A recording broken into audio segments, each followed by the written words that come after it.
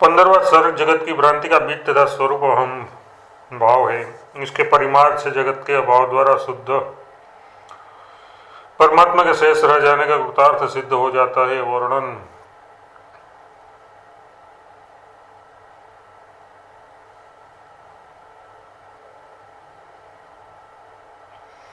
16वां सर्ग इस उपदेश को सुनकर विद्याधर की समाधि में लीनता तथा अहंभाव की प्रशंसा द्वारा कथा की समाप्ति का वर्णन। भूषण जी ने कहा, हे मुने, मैं यूं कह ही रहा था कि उस विद्याधर नायक का समस्त दृश्य ज्ञान शांत हो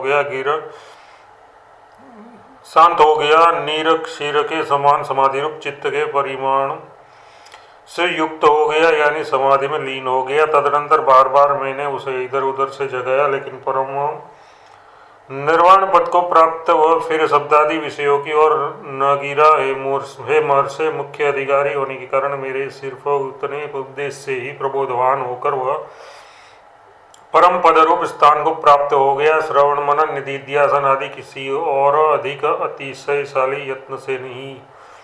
अब महाराज वशिष्ठ जी अपने पूर्वोक्त अर्थ में विद्याधर के चित्त का उदाहरण देकर वर्णन में शीघ्रता होने के कारण भूषण जी की उक्त को छोड़ करके भगवान श्री रामचंद्र जी के प्रति कहते हैं, हे रामचंद्र जी, इसलिए पहले मैंने आपसे कहा था कि शुद्ध चित्त में उपदेश ऐसे फैलता है जैसे कि जल में तेल बिंदु। वह कौन सा उपदेश है, ये पूछने पर उसको कहते हैं, हे रामचंद्र जी, आपके चिदेक रस प्रत्यगात्मा में अहंकार का अंश बिल्कुल नहीं है, अतः आप अपनी शांति के लिए असद्रूप इसकी भावना कभी मत कीजिए। बस यही मेरी सर्वोत्तम सार संग्रह भूत उपदेश वाणी है और कुछ नहीं है।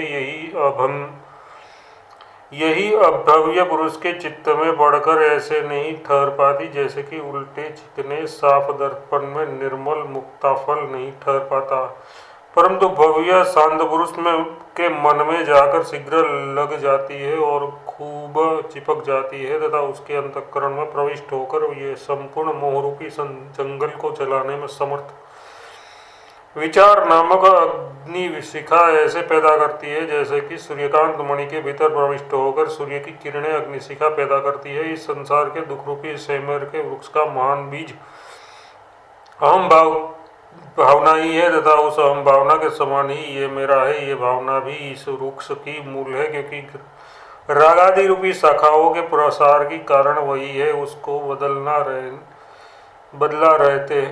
बदलता रहते हैं। बीजावस्था के स्थान में तो अहम भाव, इसके कार्यभूत वृक्ष के स्थान में मम भाव, ये मेरा है, ये भाव तथा इस वृक्ष की शाखाओं के स्थान में इच्छा प्रवृत्ति होती है, जो कि इदम रूप अनेक अनर्थों तथा संसार को प्रदान करने वाली है। इस तरह अपने पूर्वकथन का प्रकृत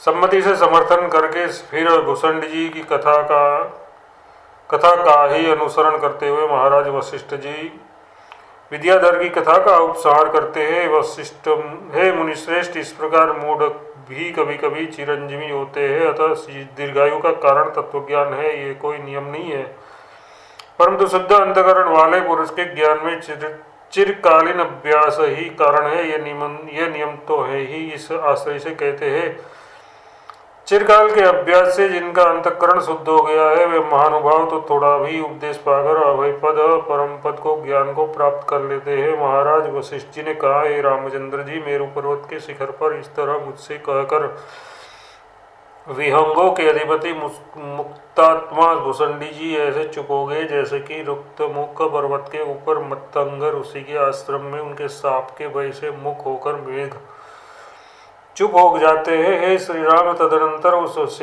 सिद्ध भूषणी जी से पूछकर वो उनकी आज्ञा से मैं उस विद्याधर के पास उक्त संवाद के विषय में पूछताछ करने के लिए चला गया। वहां से सारी बातें ठीक ठीक जानकर मैं फिर मुनि मंडित अपने आश्रम में आ गया। हे रामचंद्र जी, आज मैंने आपसे काकभूषण जी के द्वारा कही गई कथा से प्रतिपादित विद्याधर की परम विश्रांति जो तत्व ज्ञान के कारण तत्काल ही उत्पन्न हुई थी तो सुनाई है। रामचंद्र जी, इस वर्णित मेरे विहंगेन्द्र भूषण जी के समागम के अनंतर इस कल्प के 11 दिव्य युग बीत चुके हैं।